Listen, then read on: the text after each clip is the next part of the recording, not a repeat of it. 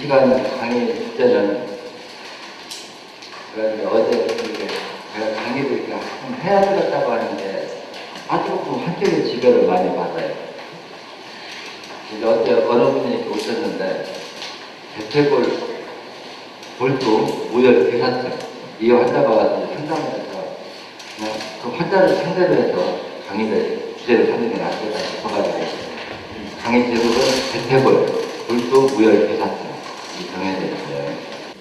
근데 이제 그 환자의 경우는 1차 수술을 했다고 그럽니다. 골두를 가른 게 아니고 우회혈관 수술을 했는데 아주 완벽하진 않고 조금은 나아졌다고 그래요. 근데 이제 나이가 아직 지금 뭐 좀 젊어서 아직 이제 심각한 상태는 아닌데 이제 이 병에 대해서 그 수술을 했다고 그러면서 어떤 수술을 했느냐 그러니까 이제 무혈이라고 하는 거는 말 그대로 뭐예요? 피가 돌지 않는다는 소리죠. 피가 돌지 않으니까 괴사. 1차적으로는 이제 그 주변에 체세포들을 먼저 주고 그 다음에는 어때요? 골두가 피가 못 돌면 어때요? 시간이 지나면 약산, 중산, 강산이 돼서 골두를 산화작용으로 녹여버리면 어때요? 뼈가 부식되면 부스러지죠. 그럼 그 다음에는 어떻게 돼요? 골두를 잘라내고 인공골두를 갖다 넣어야 되겠죠. 그럼 우리가 이 부분에서 과연 이걸 어떻게 진단해야만이 우리가 예방도 할 수 있고 치료도 할 수 있을까? 이걸 우리가 세심하게 살펴봐야 되고 기존 우리가 현대의학에서는 왜 저런 방법으로 할 수밖에 없을까?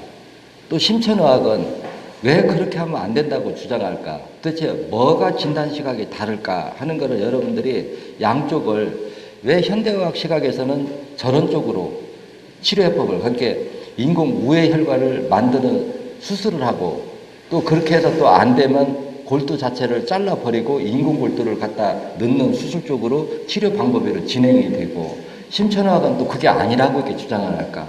그럼 분명히 뭔가 증세는 같지만 같은 증세를 두고도 그거를 진단하는 시각이 분명히 다르고 진단하는 시각이 다르니까 어때요? 치료 방법이 달라질 수밖에 없겠죠.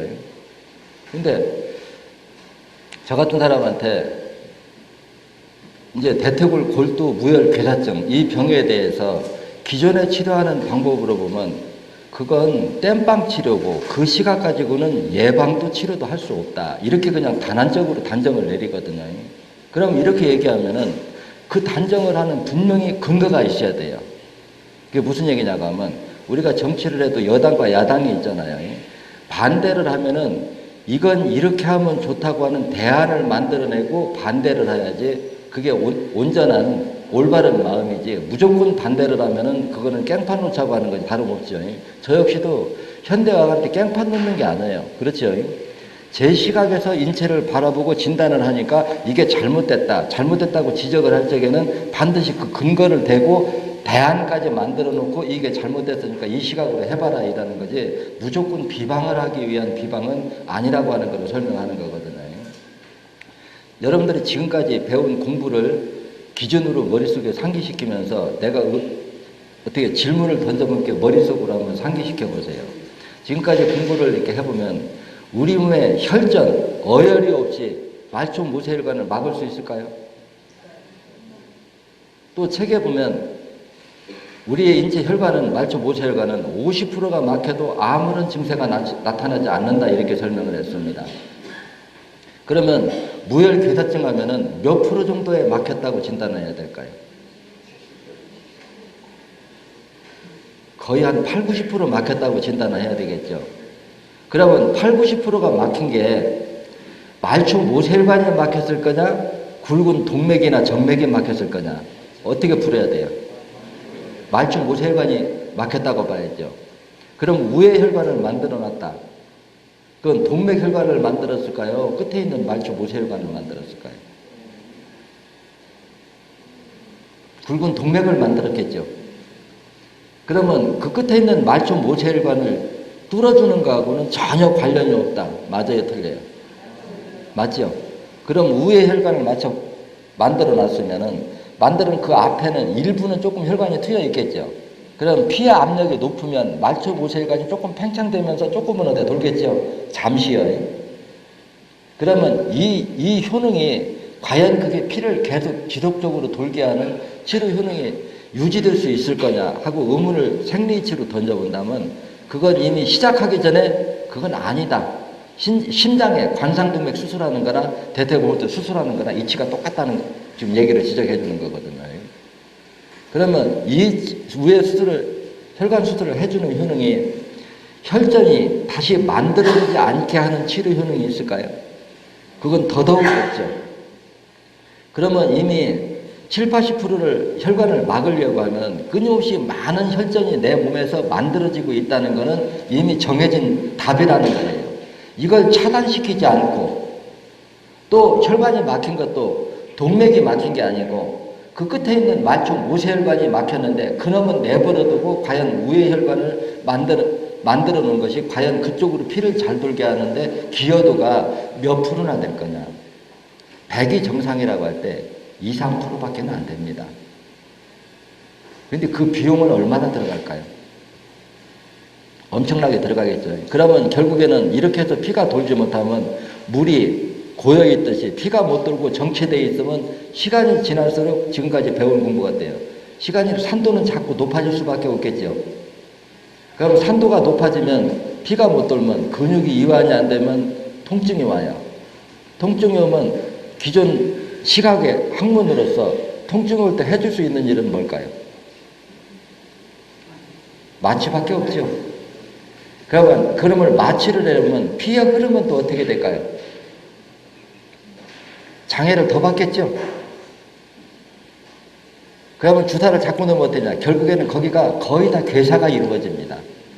그럼 괴사가 이루어지면 물이 아까도 했다 막걸리가 됐다, 식초가 됐다, 썩는 과정에 들어가서 썩는다 이제 강산성이 되면 골두가 산에 의해서 부식돼서 녹아버려요. 그러면 거기는 엄청난 하중을 받는 데죠. 하중을 받아서 딱 부러지면은 이제 부러졌으니까 어때요? 눈 부러진 걸 눈으로 봤으니까 이건 부러질 것 같다 하는 걸 눈으로 진단했으면 어떠냐? 튼튼한 인공뼈를 넣고 아래 위에다 해서 그걸 갈아줘야 된다.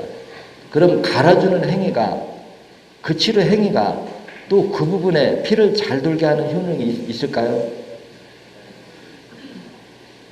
그러면 기술적으로 보면 뼈를 잘라내고 인공뼈를 거기다 접합을 하고 다시 갖다 넣는 거 보면 학문적으로는 엄청 발달했다는 거예요. 그렇지만 우리 인체를 과연 그렇게 대수술을 할 만큼 그 증세가 과연 치료 불가능한 증세였느냐 이렇게 따지고 들어가야 돼요. 그래서 저처럼 신천의학처럼 이러한 생리 이치로 진단을 하면은 혈전이 다시 못 만들어지게 하려고 하면 어느 장기로 회복시키면 된다고 배웠어요. 심장과 간 기능을 회복시키면 혈전이 다시 안 만들어져 다시 혈관을 막히지 못하게 하는 것이 우리가 이제 근본적 원인 치료가 되는 거고 이미 막힌 거는 제 스스로 뚫어줄 수가 없다 그랬죠. 그럼 쫓아가서 빼내려져야 되는데 여기에서도 여러분들이 머릿속으로 정의할 부분이 있습니다. 제가 심장은 저수지라 했죠. 혈관은 수로라 했습니다. 우에서 막혔는데 맨 끝에부터 뚫으면 어때요? 물이 내려올 수가 없죠. 비가 돌으면. 그럼 수로처럼 우에서 터내려오라 그랬습니다. 맞죠? 자, 여기까지 얘기해 줬으면 대퇴골, 골두, 괴사점, 사혈점이 어디일까요?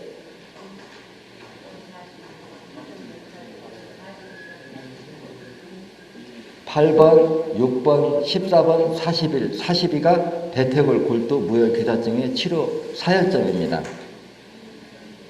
그럼 여기서 지금 무혈 괴사증이 막 진행되고 있습니다. 이거 뼈가 녹으면 인공뼈 넣어야 돼요. 이거를 몰아빼기 개념으로 빠르게 하고 싶다. 이제 혈점은 8번, 6번, 14번, 41, 42 이렇게 혈점은 정해져 있는데 이 혈점 중에서도 1, 2, 3, 4 순서를 매깁니다. 그 1순위, 맨 먼저 1순위를 뺄 거는 어딜까요? 41, 42를 먼저 뺍니다. 1차적으로요. 먼저 빼면 어혈이 잘 나올 수도 있고 안 나올 수도 있겠죠. 예. 그게 안 나오면은 5회 정도만 하고 다음에 어디로 넘어가느냐? 14번으로 넘어갑니다. 근데 14번을 빼도 충분한 양이 안 나와. 그럼 어떠냐? 6번으로 넘어갑니다. 근데 6번에서도 어혈이 많이 안 나온다. 그러면 8번으로 넘어가는 거예요. 이게 이제 1, 2, 3, 4 순서를 정하는 요령이거든요. 근데 이거를 이런다고 다 빼라 소리가 아니죠. 40일, 42에서 충분한 그날 뺄 양이 다 나오면 거기서 빼고 그날은 사열을 중단하라는 얘기예요. 무슨 얘기인가 이해 가죠?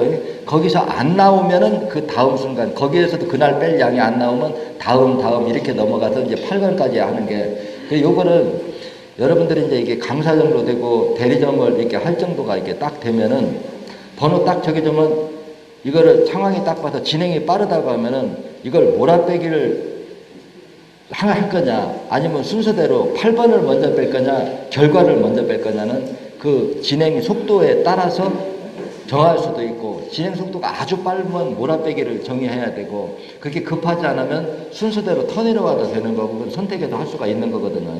근데 이제 이걸 왜 이렇게 설명해 주냐고 하면 이유가 있어요. 대퇴골 무혈 골두 괴사증이 있는 환자가 거기만 병이 있을까요? 다른 합병증도 있을까요? 이게 문제라는 겁니다. 예를 들어서 이 괴사증이 있는데 이 사람이 협심증까지도 동시에 가지고 있어. 그러면 협심증 가지고 있으면 이거는 갑자기 심장마비로 돌연사해버리면 손 쓸 시간도 없잖아요. 그렇죠? 그럼 협심증하고 대퇴골 무혈 괴사증이 있으면 대퇴골 무혈 골두 괴사증이 1순위가 돼야 돼요? 협심증이 1순위가 돼야 돼요? 네. 한 놈에 이렇게 여러 가지 병이 있으면 생명에 위협을 주는 것이 1순위가 된다는 거예요. 그럼 1순위가 되면 이렇게 두 가지 병이 있으면 또 그 옆에다가 5번, 30번이 추가로 또 들어갔을 겁니다. 혈점이 그렇겠죠. 그러면은 이거를 갖다 몰아빼기 한다. 그러면 1순위는 협심증이 있을 경우는 1순위는 어디가 돼요? 5번이 되는 거죠. 2순위는 30번이 되는 거고. 이렇게 그 환자가 어떤 증세를 가지고 지금 가장 생명의 위협을 쉽게 대퇴 이거 갖고는 금방 안 죽어요. 심장마비 갖고는 죽을 수가 있고 이렇게 보는 거란 말이에요. 생명의 위협.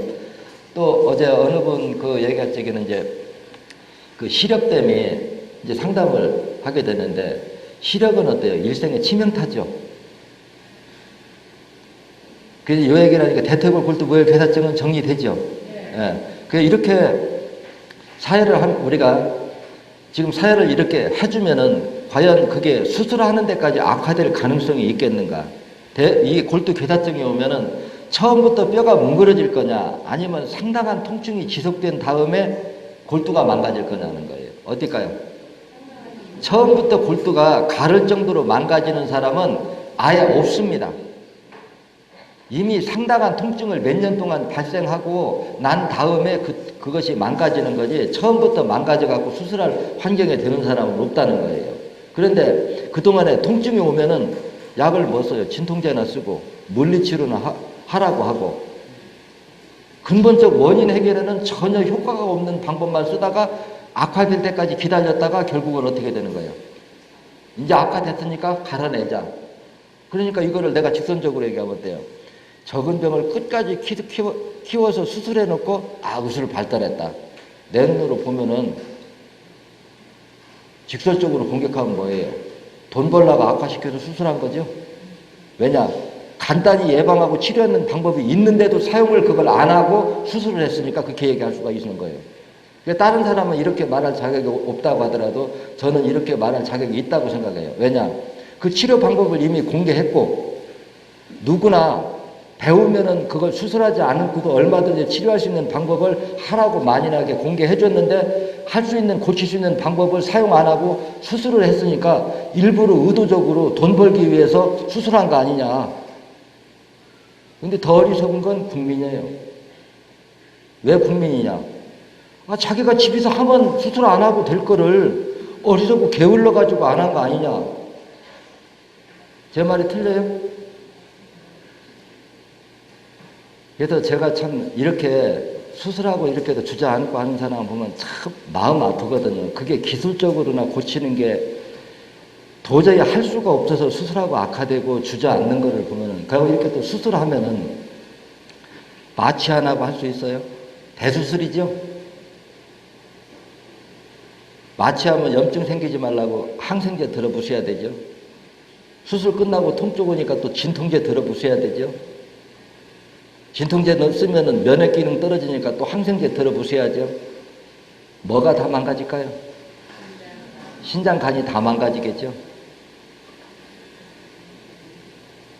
그게 참 제가 이런 것들을 보면 그러면 이게 대퇴골 골두만 해당되는 걸까요? 관절염도 해당되는 걸까요?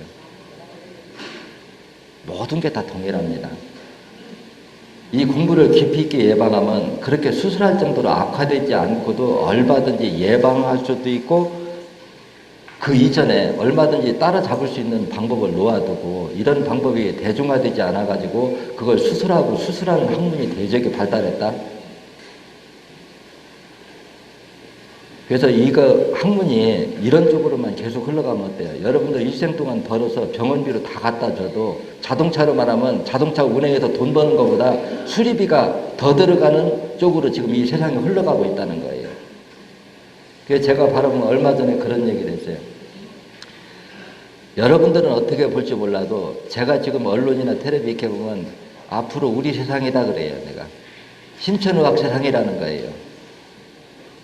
왜냐, 순환기계통의 질병은 심천의학 아니고는 해결책이 없고 가면 갈수록 의료비 부담은 지금 어때요? 이제 지금 100세 시대죠. 나이가 들면은 순환기계통은 누구나 비껴갈 수가 없는데 그 대안을 해결책은 심천의학밖에 없습니다. 제 말이 과장해요?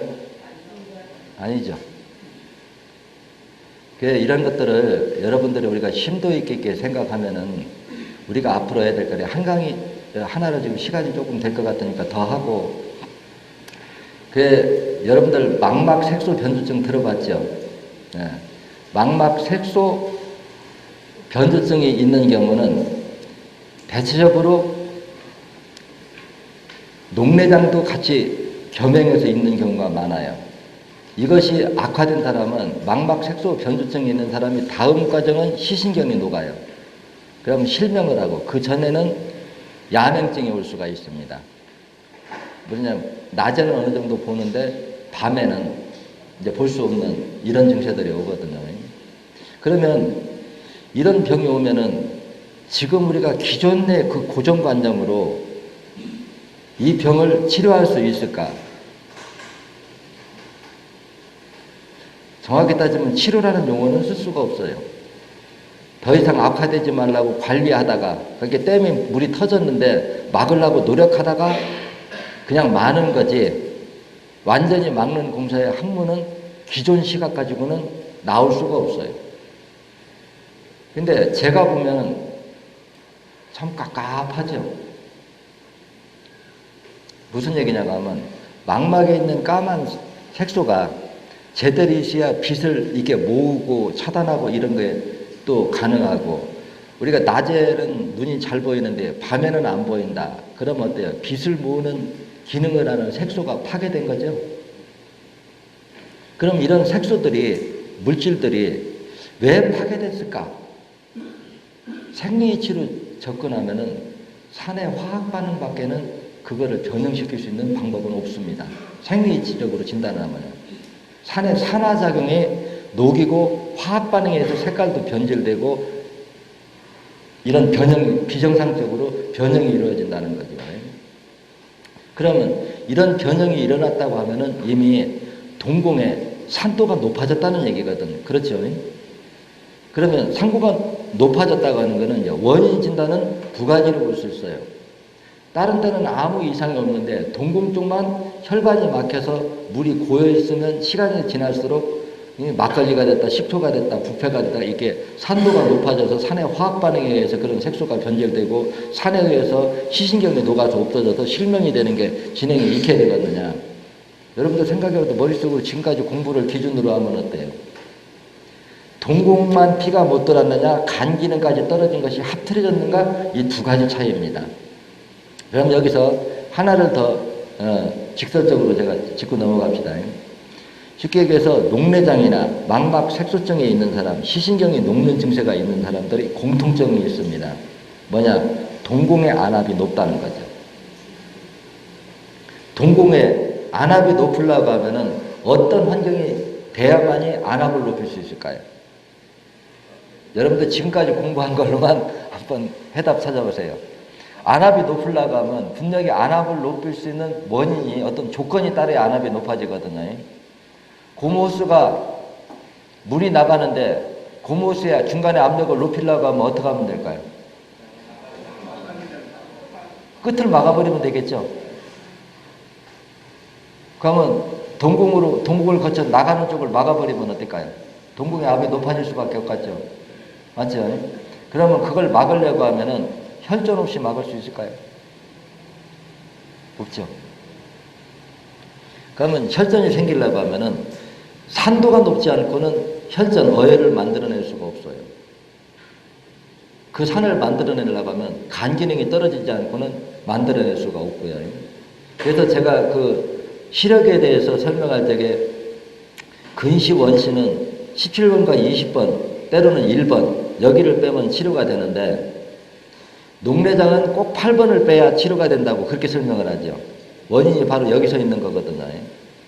그래서 모두 공통점이 안압이 높다고 하는 거는 동공으로 피는 들어가는데 나가는 쪽이 막혔다는 얘기예요. 그 증거 자체가. 그러면 이렇게 막혀서 동공의 피해 압력이 자꾸 높아진 거를 우리가 외관상으로, 이건 결과죠. 쉽게 해서 동공을 거쳐서 나가는 쪽에 혈관이 막힌 거는 원인 제공이고 동공의 압이 높은 거는 결과물이라는 거예요. 이 결과물만 놓고 보면은 해결책을 어떻게 찾아야 될 것 같아요? 거기 있는 거 압을 빼내든가 아니면 심장을 천천히 뛰게 해서 전체적으로 압력을 떨어뜨리는가. 근데 이 방법이 기술적으로 과연 얼마나 가능할까요? 뚜렷한 효과를 못 내요. 그럼 가장 좋은 방법은 뭐예요? 나가는 쪽에 막고 있는 거를 녹여서 탁 빼내는 게 가장 현명한 방법이겠죠. 그래서 고여있는 물이 썩는 거는 물을 흐르게 해서 깨끗하게 해주는 것이 가장 효과적인 이제 방법이에요. 근데 이제 이 증세까지 올라가면 이미 이제 간 기능이 상당히 떨어져야만 되겠죠. 그러면 다시 혈전을 만들지 못하게 하려고 하면은 우리가 8번 신간혈을 빼주고 이미 혼탁한 혈을, 우리가 혼탁한 혈을 동공으로 잘 돌게 하는 것보다는 맑은 혈액을 잘 돌게 하는 게 어때요? 회복이 빠를 수밖에, 이게 이제 해독의 원리란 말이에요. 그래서 이렇게 사혈을 해주면 이제 문제는 그래요. 동공 쪽으로 피가 못 도는 거를 동공에다가 사침을 하고 거기를 직접 뺄 수는 없잖아요. 우리가 이치적으로 봐도 그렇죠. 그러니까 이제 간접으로 이걸 뺄 수밖에는 없어요. 간접적으로. 그래서 이거를 간접적으로 효과를 낼 수 있는 데가 혈점을 우리가 선택하면 어디를 선택할 수 있을까 하고 이제 혈점은 제가 이제 골라봐가지고 적용을 하거든요. 그래서 보통 일상적으로 이제 동공이가 하나만 가져가면 우리가 상압을 떨어뜨리려고 하면은 6번을 빼야 된다고 얘기를 해주고 흐르는 피 자체를 맑게 해주려고 하면 8번을 빼야 되겠죠. 그리고 이제 결과 치료는 이제 1번하고 17번하고 20번을 빼고도 효과가 뚜렷하지 않으면 47번 중에 가운데 혈점, 위에 여기요. 요거 하나를 추가적으로 해줘라 그러거든요. 47번의 위에 것만. 여기 47번이 중록증혈이 3개잖아요. 3개를 47번으로 묶어놨는데 47번 중에 이 가운데 인중에 있는 거 여기를 하나 더 빼주면 심각한 상태가 있을 적에 시력을 잃으면 심각하잖아요. 그러면 17번하고 20번하고 47번 중에 그 복판을 하나를 더 빼주면은 우리가 응급치료를 상당히 해서 따라잡을 수가 있어요. 그럼 이 방법으로 과연 치료 효과를 낸 경험이 있느냐? 여러분 있을 것 같아요? 없을 것 같아요? 수없이 많아요. 실제 그 녹내장이 악화돼가지고 본인 표현으로 그래요. 사물을 보이는 게 종이 한 장 정도의 두께로 그 정도밖에 안 보인다고 하는 사람도 정상으로 회복이 되더라고요. 그래서 우리가 이런 거를 이렇게 접근할 때 이렇게 생각하면 좋아요. 우리 인체에 피가 탁도가 있을 때 그 산을 성분학적으로 분석을 하고 숫자를 내서 100가지, 1000가지 나눠놓고 그 1000가지마다 이름을 붙여가지고 그걸 외우려고 하면 어떨까요? 끝이 없이 방대한 양이지만 내용에 비해서 실효는 거의 없습니다. 그냥 그건 포괄적으로 강산, 해독 이렇게 하면 끝나는 거예요. 그걸 1000가지, 10,000가지 놓고 그걸 분석을 박힌 사람 이름을 붙여내서 무슨 성분 하는 게 여러분들은 들으면 그게 큰 것 같아도 따지고 보면 그건 그렇게 분석을 100발에 1000가지로 분석을 해도 강산 해독 하나면 그건 끝난다는 겁니다.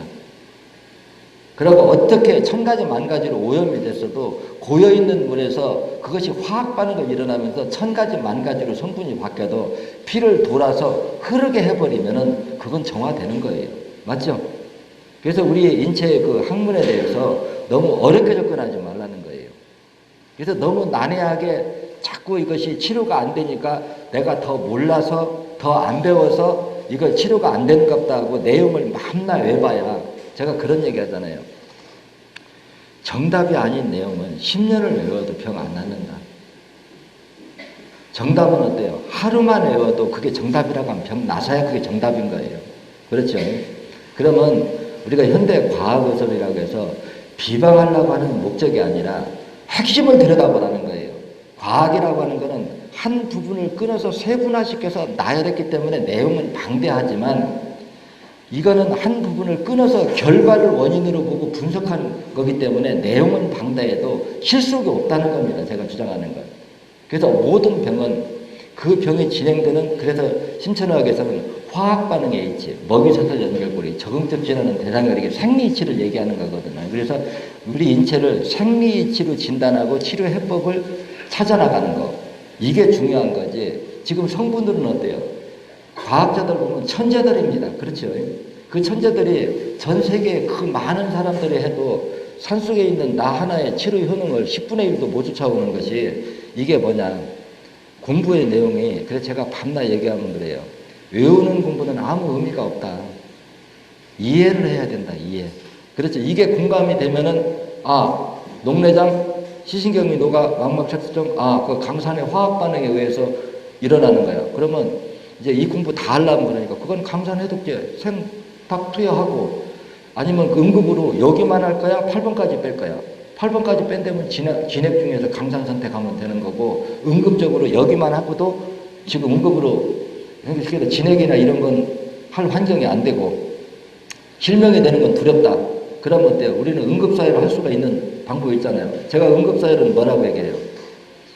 한 번에 20캡을 반캡으로 20캡을 빼면서 일주일 간격으로 약 5회 정도는 그냥 빼도 무방하다 그래 놨어요. 그렇죠? 그러면 5회 정도, 5, 6회 정도 우리가 이렇게 사회를 한다고 하면 위급을 면할 수 있는 양입니다. 맞죠?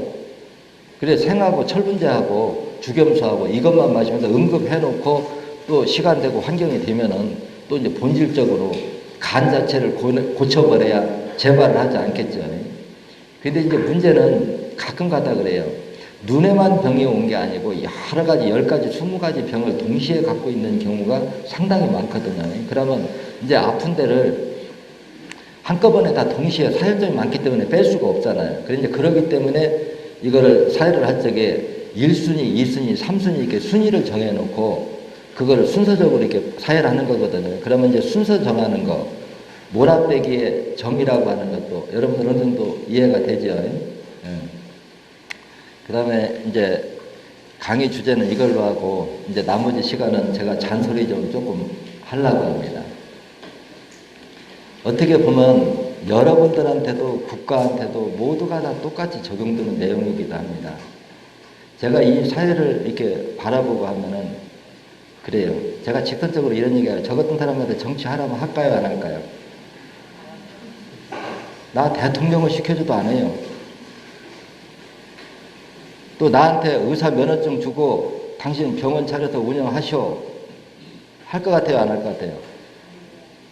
내가 그 지긋지긋한 걸 왜 지금 또 해요? 안 해요.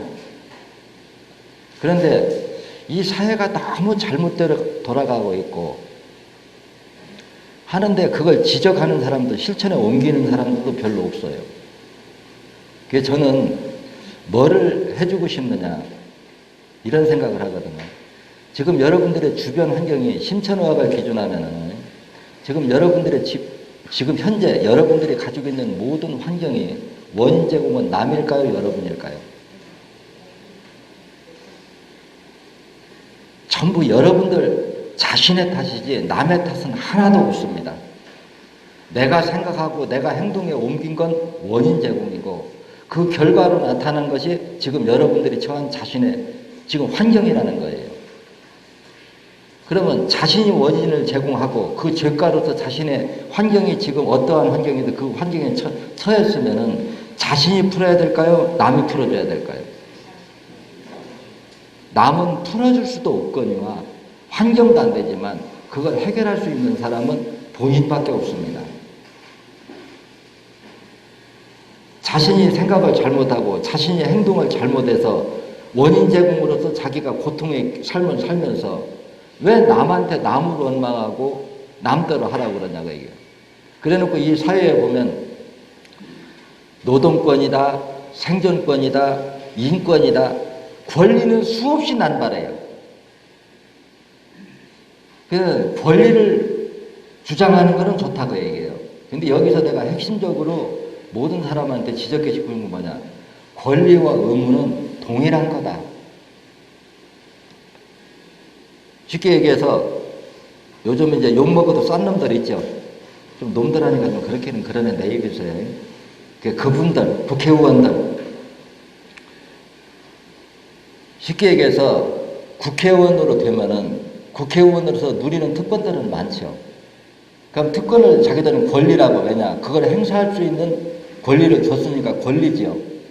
그러면 그 권리만 있어요. 그 자리에 있음으로써 해야 될 의무가 있는 거예요. 의무하고 권리하고는 동일한 거예요. 이것이 정치하는 사람만 그러느냐? 이 사회도 똑같으냐? 사회도 똑같아요. 거기서 내려오면 우리가 직장에 가면은 모두가 진급하려고 하죠. 진급하려고 하는 건 욕심입니다. 맞죠? 일단 진급을 해서 그 위치에 가면은 그 위치는 행사할 수 있는 권리가 있죠. 그러면 권리만 따라요. 그 자리로서 자기가 해야 될 의무도 따르는 거예요. 권리와 의무는 동일한 겁니다. 이것이 큰 데서 높은 데서부터 낮은 데까지 권리와 의무는 동일한데 어쩐 놈은 사회가 권리만 주장하지 자신이 해야 될 의무에 대해서는 하나도 주장하는 놈이 없어요. 제가 보면 참 한심한 사회거든요. 그 사람들이 대체적으로 보면 사회주의를 주장하는 사람들이 지금 이제 그런 풍조가 이 사회에 만연하니까 뭐냐? 나는 힘든 거 모든 거 하기 싫고 내일은 다 네가 다 해. 내가 못 사는 건 다 네 책임이야. 내가 남한테 욕먹는 것도 다 네 책임이고 내 책임은 하나도 없어. 이 사회가 이렇게 간단 말이에요. 근데 모든 환경에 원인 없는 결과는 없습니다. 우리 인체의 질병이나 이 사회의 병파나 한 삶의 삶이나 반드시 그 원인이 있다는 거예요. 그래서 여러분들한테 제가 강조해주고 싶은 거는 이래요. 우리가 물품만 상표가 있는 게 아니에요. 우리 사람도 인간도 상표가 있습니다. 우리가 삼성하면 삼성 마크만 딱 돌리면 어떤 제품이든지 삼성 딱지만 딱 붙여놓으면 어때요? 아, 저건 기술적으로 고가고 잘 만들어진 제품 하고 이미지가 탁 들어오지요. 사람도 그런 이미지가 있다는 거예요. 저 사람 어떤 일을 하면 저 사람은 이렇게 해서 이렇게 할 거다 하는 그 이미지거든요. 근데 그 이미지를 남이 만들까요? 자기가 만들까요? 자기가 만든 거예요, 그거는. 남이 만든 게 아니라는 거예요.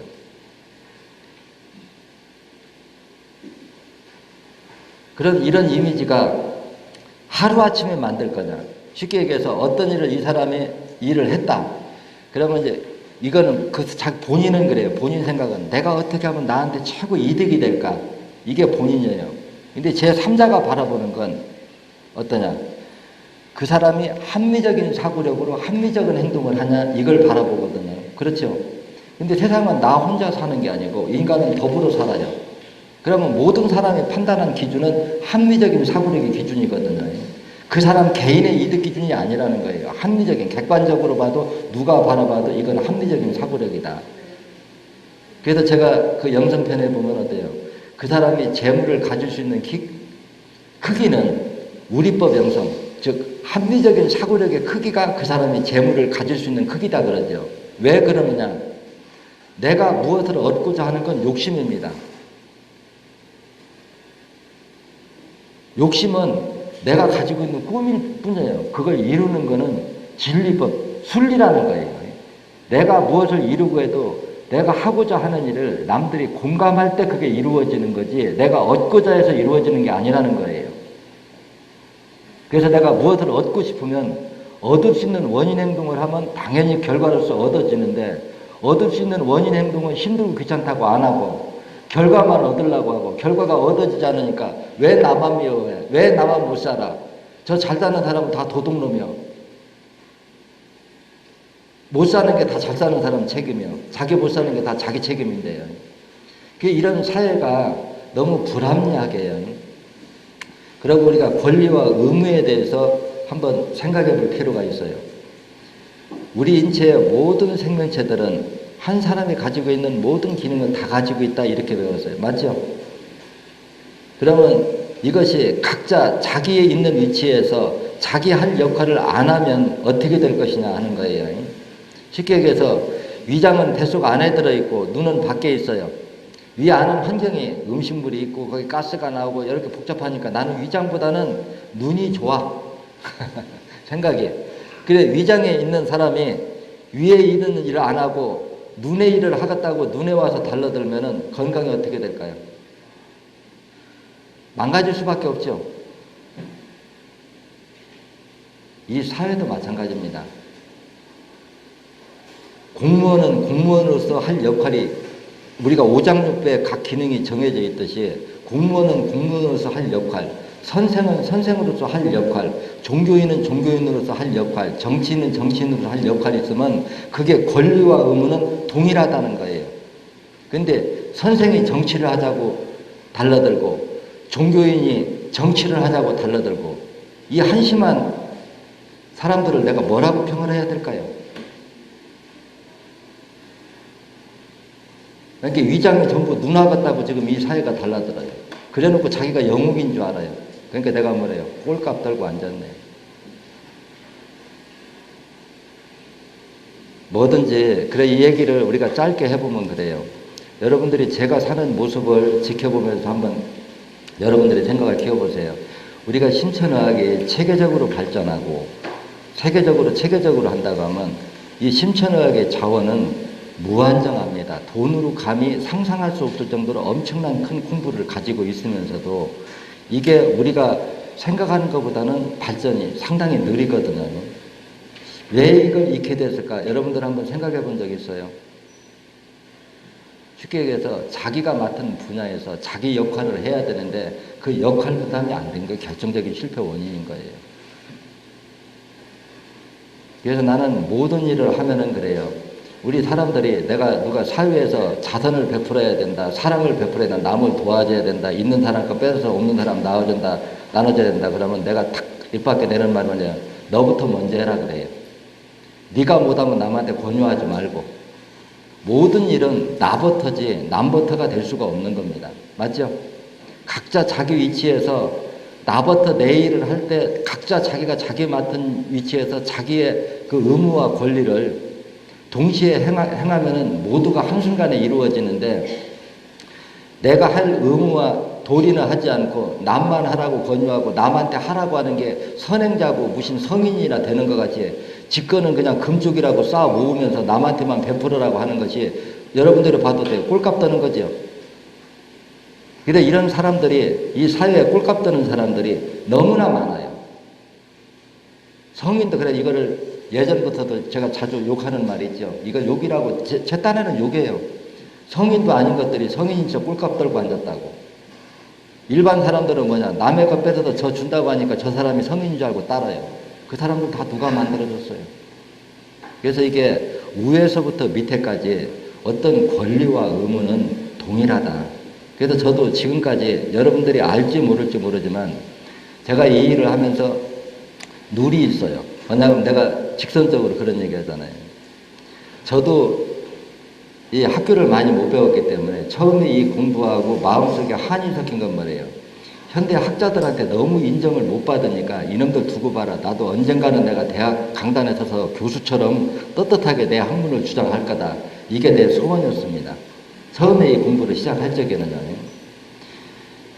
그랬는데 어느 정도 시점이 지나서 공부가 이렇게 무르익고 탁 보니까 내 꿈을 펼치려고 하면 내 처신을 어떻게 해야 되는가, 내 위치에서 내가 해야 될 의무와 행동의 반경은 어디까지의 선을 정해놓고 해야 되는가 하고 딱 정리를 해보니까, 만약에 내가 이거 지금 역시도 마찬가지입니다. 여러분들 대학에서 하다못해 지금 평생 교육시설에 내가 가서 강의를 하면 대학에서 좋아할까요, 싫어할까요? 엄청난 사람이 모이겠죠. 근데 내가 가서 만약에 세부적인 기초의 공부를 가르친다고 하면은 여러분들은 설 자리 없어지는 겁니다. 여러분들한테 사람이 갈 수가 없어요. 그래서 내 위치에서 할 일은 이게 의무라는 겁니다. 제가 하는 거. 그래서 이런 거를 룰을 지키면 나부터 지켜야 돼요. 내가 이거를 그렇게 안 해줬기 때문에. 그래서 또 어디에 가도 제가 이렇게 가면은 얼굴만 하면 노든만 하지 세부적인 교육을 안 하려고 하고 한두 시간 강의 딱 하고서는 강사 데려가서 교육해라 이렇게 만들어줘야만이 여러분들이 쓸당이 있다는 얘기죠. 그렇게 해야만이 이게 끝없이 뻗어나갈 수가 있어요. 왜냐, 나 혼자 다니는 거는 한계점이 있기 때문에 이 공부를 배운 강사들이 나가서 이제 활동을 하게 만들어줘야 된단 말이에요. 그러면은 이건 내가 지켜야 될 의무고, 여러분들의 입장에서는 어떻게 해야 될까요? 여러분들 그 장기로만 하면은 여러분들 위치에서 해야 될 역할이 이미 정해져 있는 거예요. 그렇죠? 그거를 어기고 안 하면 발전이 없는 거예요. 근데 여러분들이 더불어 발전하면은 여러분들 내가 주저앉고 여러분들이 클 수 있는 방법이 있을 것 같아요. 이합 집단이 돼서 서로 잡아먹고 죽고 없어집니다. 내가 통제를 할 때 여러분들이 신천의학의 메이커가 이게 커질수록 여러분들이 밖에 나가서 어디 가도 삼성 마크만 딱 따라도 삼성은 이렇게 할 거야. 신천의학의 이미지가 커질 때 여러분들이 신천의학 10전 4일을 뽑아면 이 배울 사람은 어떨 거야 하고 이미지 갖춰서 활동하게 좋으려고 하면은 여러분들 대리점으로서 강사로서 그 위치에서 해야 될 의무를 올바르게 할 때 그 이미지가 형성되는 거예요. 그런데 여러분들이 해야 될 의무에 대해서는 다 망각하고, 또 직장에서도 자기가 해야 될 의무는 망각하고 모두가 권리만 주장을 해요. 자기가 의무를 다할 때 권리도 따라오는 거지 의무는 하지 않고 권리만 하겠다고 하는 사회가 지금 우리 신천하 여기뿐 아니라 아주 일반 사회가 대중화되어 버렸다는 거예요. 근데 그건 우선 먹기는 꽃감이 달다고, 그게 우선은 좋잖아요. 게으른 사람이 가만히 앉아있으면, 요즘에 제가 누구한테 들으니까 그래요. 그 얘기를 듣고 제가 웃었어요. 뭔 얘기냐고 하면, 요즘에는 명당 자리가 바뀌었대요. 옛날에는 명당이라고 하는 게, 거기다 묘를 쓰면 자식이 잘 돼서 부자가 되는 게 명당 자리였는데, 요즘에는 영세민이 되는 묘 자리가 명당 자리라는 겁니다. 이거 여러분 심각한 얘기예요.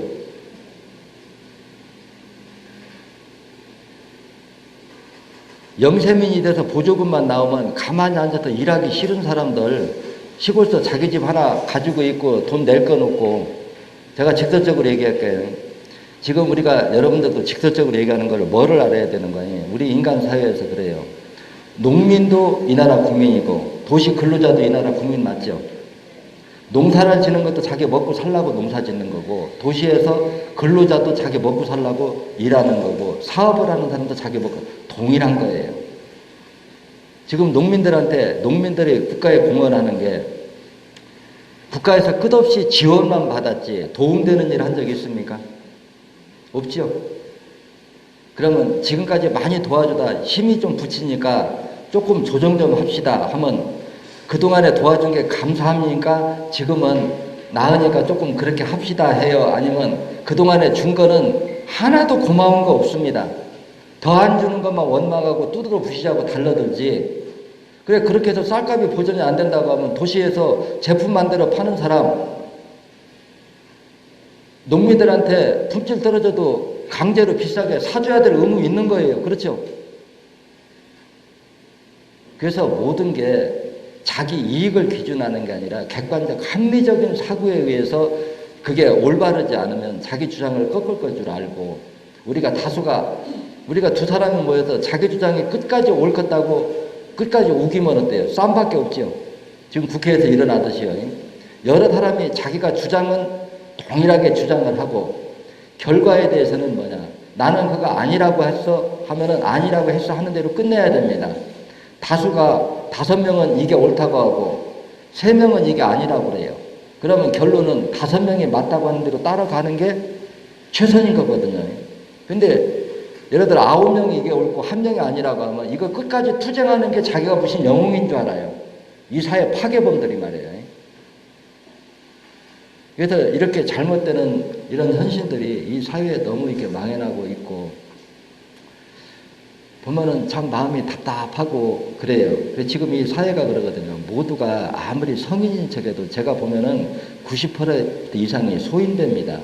이 소인배들은 경제가 어려우면 불만이 쌓이게 돼 있어요. 소인배들한테 제일 현명한 방법은 뭐냐? 경제밖에 해결책이 없어요.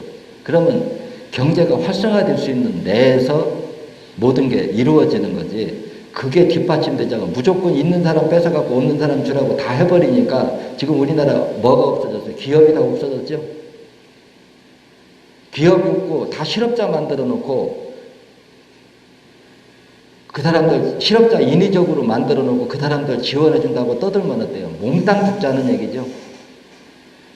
결국에는 누가 똑똑한 사람이 앞을 차고 나가서 큰 기업은 여러 사람 먹여 살리고 작은 사람은 작은 기업은 적은 사람 먹여 살리고 이게 조화를 이루면서 모두가 더불어서 살 수가 있는데 나보다 앞서 나가는 사람을 다 도둑놈이라고 생각하고 어떻게든지 무조건 색안경을 끼고 두드러 잡으려고 하는 세상에서는 내가 잘 살 수 있는 방법이 없습니다. 그래서 우리가 영성편에서 그러잖아요. 내가 어떠한 물건을 만들어줘도 그 물건을 내 물건을 필요하는 사람은 상대다. 상대가 돈이 없으면 내 물건 살 수 없고 내가 하는 일은 나한테 대가를 치를 수가 없다. 이게 아주 단순한 진리죠. 그래서 상대가 잘 되지 않고는 내가 잘 될 수 없다는 이 마음 하나만 가져도 이 사회가 이렇게 타락하는 길로 가지는 않을 겁니다. 그래서 여러분들이 제가 짤막짤막하게 여러 가지 소절로서 제가 잔소리죠. 이 말 명심해서 여러분들이 이 사회에 나가서 성공하고 모든 사람한테 존경을 받으려고 하면 여러분들 스스로 마음속으로 한번 질문을 해보십시오. 여러분들 마음속에도 일령성, 이령성, 삼형성이 다 존재하기 때문에 자신한테 물어보면 내가 하려고 하는 일이나 행동이나 생각들이 과연 합리적인 생각인가? 나 하나 이득만을 위한 생각인가는 남한테 물어볼 필요 없고 자신의 자아의식한테 물어봐도 답은 쉽게 얻을 수 있거든요. 세상은 이 진리법을 거스르고 일어나는 일은 한 건도 없습니다. 그래서 세상은 욕심에 의해서 이루어지는 게 아니고 얻을 수 있는 원인 행동을 할 때 그 순리에 맞게 이루어진다. 이거 하나만 가져도 여러분들이 방향을 어떻게 잡아서 어떻게 나가야만이 여러분들이 남은 노후에 대해서 지혜로운 삶이 될 건가는 스스로 판단할 수 있을 겁니다. 오늘 모처럼 제가 잔소리가 좀 강했죠. 교육받느라고 수고들 많이 했습니다.